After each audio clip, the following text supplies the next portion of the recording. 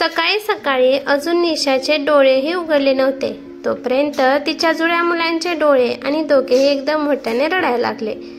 बाजूला झोपलेला प्रदीप तात्काळ उठून मुलांना सांभाळायला मदत करू लागला, पण त्याला ऑफिसला जायचे असल्याने थोड्याच वेळात तो उठून बाथरूममध्ये निघून गेला। निशाने मुलांना दूध पाजून शांत केले होते तेवढ्यात स्वयंपाकघरातून भांड्याच्या जोर जोरात आपटण्याचा आवाज येऊ लागला। निशा सावधपणे उठून स्वयंपाकघराच्या दाराशी उभी राहिली तर तिची सासू चिडचिड करत ओरडू लागली, हे काय उठायची वेळ आहे का? दिवसभर घरात लोळत असतेस तरी वेळेचं भान नसतं तुला। आज तुझ्यामुळे मोठी सुनबाई डबा न घेताच ऑफिसला जाईल तरी लाज बाळग। बिचारी दिवसभर ऑफिसमध्ये किती मेहनत करते आणि तुला इथे घरी निवांतपणे बसायला तरी मिळतं। हे ऐकून निशा निशब्द झाली। 2 लहान मुलांना सांभाळणं, त्यांचं दूध, रडणं सगळं तिनं एकटीनेच झेललेलं होतं। त्यासोबतच घरचं सगळं काम आणि स्वयंपाक करण्याची जबाबदारीही तिच्यावरच होती। तरीही सासूबाई तिला म्हणत होत्या की ती दिवसभर आरामच करते। निशा हळूच म्हणाली, सासूबाई मी पण घरातील सगळी कामं करते। मंदाबाई कपात चहा गाळत म्हणाल्या, तू काय काम करतेस ग? दिवसभर घरातच असतेस, जरा डाळ भात शिजवून ठेवतेस आणि मग दिवसभर मुलांची सबसब सांगून खोलीतच लोळत पडलेली असतेस।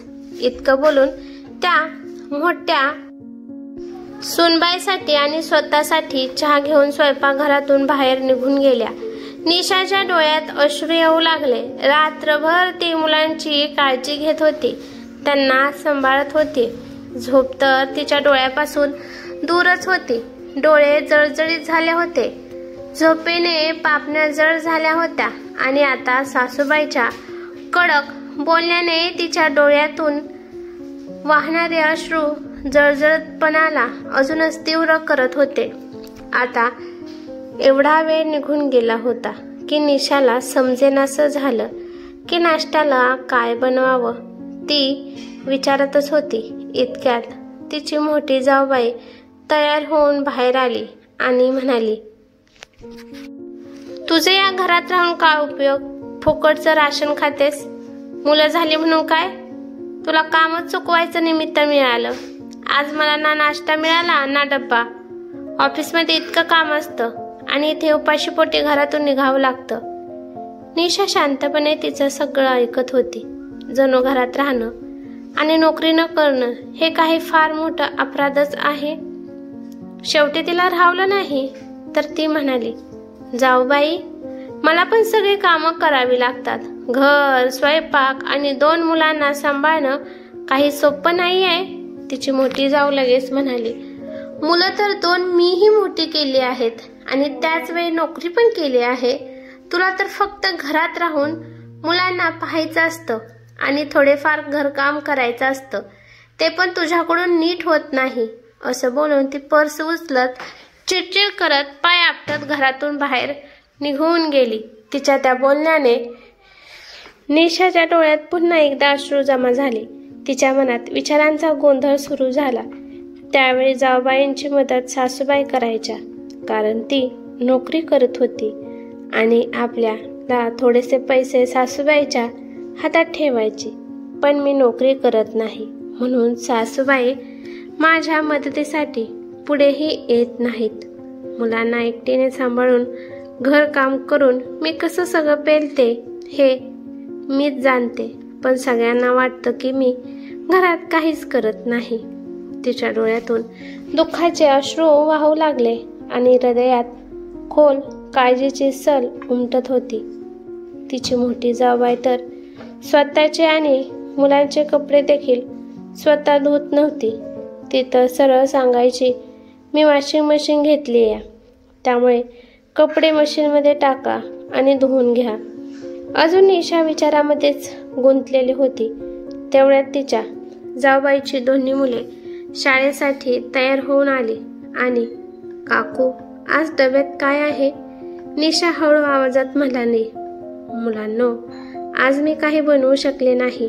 मी तुम्हाला ब्रेड जॅम देते. तेवढ्यात सासूबाई उपरोधिक स्वरात म्हणू लागल्या. हो हो, स्वतःची मुलं असती तर नक्कीच छान नाश्ता बनवला असता. बिचारी ही मुलं ब्रेड जाम खाऊन शाळेला जातील. मुलांनी काहीच प्रतिक्रिया दिली नाही, पण सासूबाईचं ते टोमणे निशाच्या मनाला खोलवर भिडले. तेवढ्यात प्रदीपही तयार होऊन बाहेर आला तर मंदाताई तक्रारी स्वरात करत म्हणाल्या. बघ रे बाळा, तुझी बायको किती आळशी आहे. कामात आज कोणालाही नाश्ता आणि डब्बा मिळालेला नाही. तुलाही काहीच मिळणार नाही आज. प्रदीप शांतपणे म्हणाला. मग आई, वहिनी पण तर घरीच होत्या ना. तू त्यांच्या मदतीने नाश्ता तयार करू शकली असतीस ना. मंदाताई चिडचिडत म्हणाल्या. आता माझ्याकडून काही काम होत नाही रे बाळा, आणि मोठ्या सुनबाईला ऑफिसला जायचं असतं. ती स्वयंपाकघरात काम कशी करणार? प्रदीप शांत पण ठाम स्वरात म्हणाला. मला ते सगळं माहित नाही आई, पण निशा देखील रात्रभर मुलांना सांभाळत जागे असते. तिची ना मुलं सांभाळायला कोणी मदत करतं ना घर कामात. मग ती एकटी किती काय काय करू शकते. त्याची आई काहीशी कुरकुरतच राहिली आणि प्रदीप नाराज होऊन आपली बॅग उचलून ऑफिससाठी निघून गेला. निशा तिथेच डोकं धरून उभी राहिली. आज तिचं मन खूपच दुःखी झालं होतं. घरातलं कोणीच नाश्ता न करता बाहेर गेलं हे तिच्या मनाला लागलं होतं. एकटीने सर्वांचं बघण्याचा प्रयत्न करत होती, पण तरीही कुणालाच तिचा त्रास, थकवा आणि प्रयत्न दिसत नव्हते. पण या सगळ्यात निशा काय करणार होती? आई झाल्यानंतर तसंच जबाबदाऱ्याचं ओझं खूपच वाढलं होतं आणि त्यातही घरात कोणीच तिच्या मदतीला येत नव्हतं. ती स्वतःला एकटी, थकलेली आणि दुर्लक्षित वाटत होती. तेवढ्यात तिचा दीर नील स्वयंपाकघरात आला आणि म्हणाला. वहिनी, चला मी तुमची मदत करतो. आपण दोघं मिळून पटकन पोहे बनवूया. तेवढ्यात बाहेरून मंदाबाई ओरडत म्हणाल्या. हो, हाच दिवस पाहायचा राहिला होता. आता घरातला पुरुष माणूस किचनमध्ये जाऊन काम करणार. नील थोडासा चिडून म्हणाला. आई, मी जेव्हा बाहेर शिक्षणासाठी गेलो होतो तेव्हाही मला किचनचं सगळं काम करावं लागायचं. त्यामुळे आता वहिनीची थोडी मदत करतोय. नंतर तो म्हणाला. नाहीतर आई, तुलाही आज नाश्ता नाही मिळणार. मंदाबाई टोमणा मारत पुन्हा म्हणाल्या. हो, कमावणारे सगळे उपाशी पोटे घरातून गेले.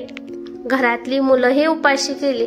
आता आपणच खाऊन या घराचा उद्धार करणार नाही का? नील निशाला म्हणाला. वहिनी, तुम्ही आईच्या बोलण्याकडे लक्ष देऊ नका. एकटाच नील असा होता जो अधूनमधून तरी तिची थोडी मदत करत असे. हळूहळू दिवस पुढे सरकत होतात. 4 महिन्यांनी नीलसाठी मुक्ताचं स्थळ आलं. मुक्ता खूपच गोड आणि सुसंस्कृत मुलगी होती. दोघांचं लग्नही मोठ्या धूमधडाक्यात पार पडलं. लग्नानंतर जेव्हा मुक्ता सासरी आली तेव्हा तिने पाहिलं की घरात निशाची अवस्था एकदम फुकटची मोलकरणीसारखी आहे. ती हनीमूनसाठी फार्म हाऊसवर जाण्याची तयारी करत होती.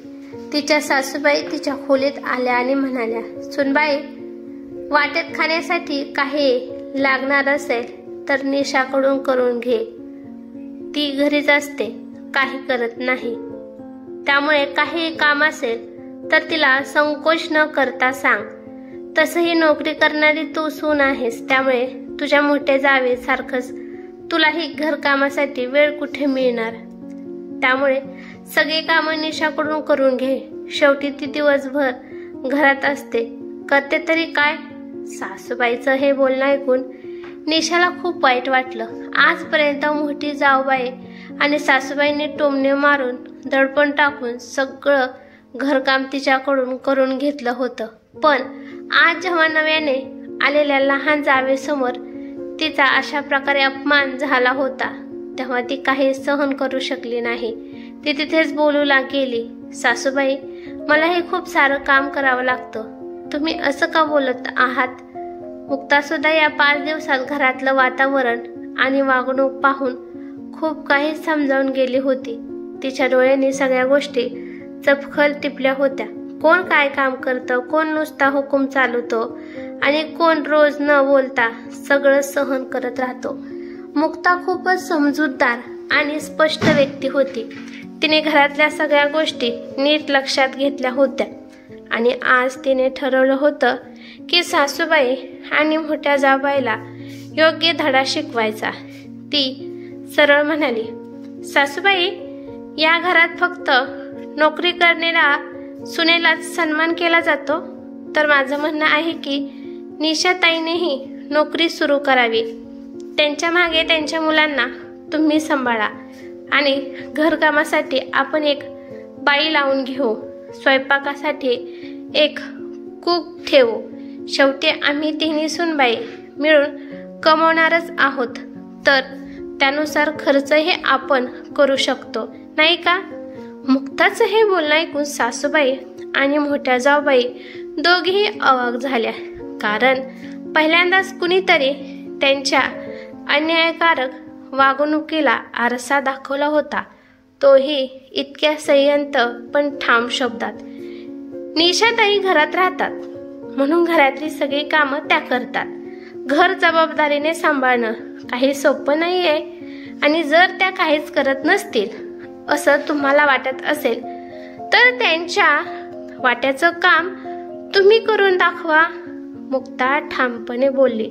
हे ऐकून मंदाबाई संतापून लालबुंद झाल्या आणि ओरडत म्हणाल्या, नवीन सुनबाई, आत्ताच घरात आली आहेस, तुला घराच्या रचनेबद्दल काही माहिती नाहीये, त्यामुळे जास्त बोलू नकोस.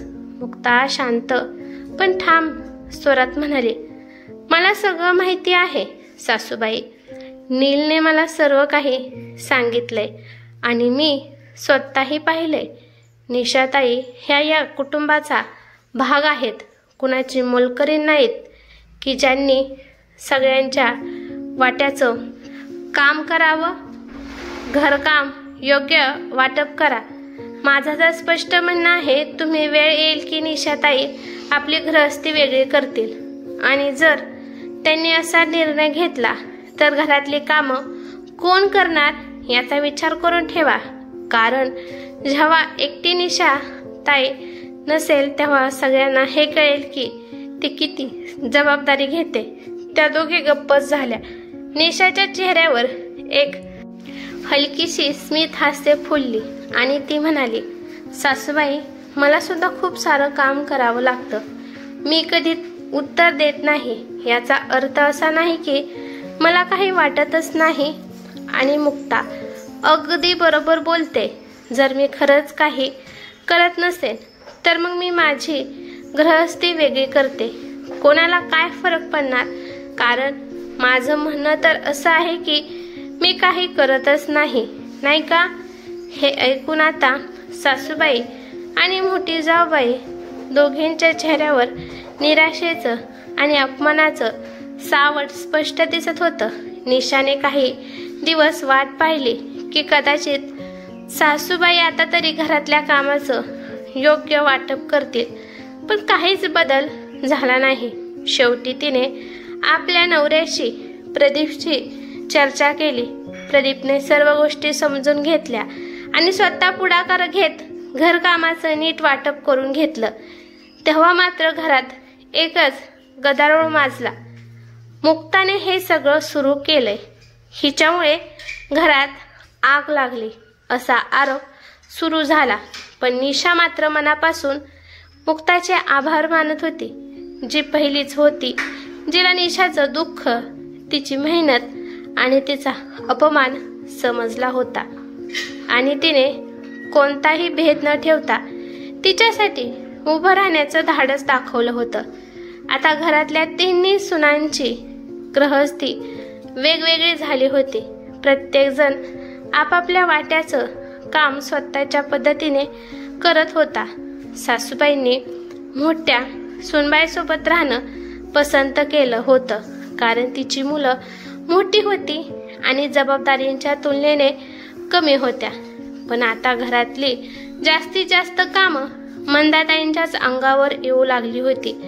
मोठी सून नोकरीच्या नावाखाली लवकर घराबाहेर पडायची आणि सगळी धावपळ, साफसफाई, स्वयंपाक यासारखी कामं सासूबाईच्याच वाट्याला यायची। निशाही आता स्वतःच्या वेगळ्या संसारात होती। ती आपल्या वाट्याचं काम करत होती आणि वेळ मिळाला की थोडं विश्रांतीही घेत होती। तिला अजूनही आपल्या लहान मुलांमुळे नोकरी करायची नव्हती, पण आता कुणी तिला वारंवार हे ऐकवायचं थांबवत होतं की तू काही काम करत नाहीस। मुक्ता देखील आपल्या नवऱ्याबरोबर स्वतंत्रपणे राहत होती। ती नोकरीही करत होती आणि घरची कामंही नीटपणे, समजूतदारपणे हाताळत होती। सगळ्यात महत्त्वाचे म्हणजे आता तिन्ही सुनांना सन्मानाने, स्वाभिमानाने आणि सुसंवादाने जगण्याची संधी मिळाली होती। आता घरात शांतता होती, वातावरणही हलकं होतं, नाहीतर दररोज निशाला टोमणे ऐकावे लागायचे, तू घरात काय काम करतेस, दिवसभर फक्त बसलेली असतेस। या सगळ्यांनी तिचा आत्मविश्वास आणि मानसिक शांतता दोन्ही हिरावून घेतली होती। पण आता ती स्वतःचं काम स्वतःच्या वेळेनुसार करत होती आणि कुणाचा दबाव, अपमान किंवा जाच सोसावा लागत नव्हता। तिला कुणालाही काही सिद्ध करण्याची गरज उरली नव्हती, कारण आता ती फुकटची नोकरानी नव्हती, तर घराचा एक मानाचा, समजूतदार आणि स्वाभिमानी सदस्य बनली होती। आणि यासाठी तिला कायमच मुक्ताचे आभार वाटत होते, कारण तिनेच एक नवीन विचार, नवा दृष्टिकोन आणि एका गप्प राहणाऱ्या सुनेला आवाज दिला होता। ही कथा कशी वाटली ते मला कमेंट करून नक्की सांगा। कथा आवडली तर लाईक, शेअर नक्की करा आणि चॅनलवरती नवीन असाल तर चॅनलला सबस्क्राईब करा। धन्यवाद।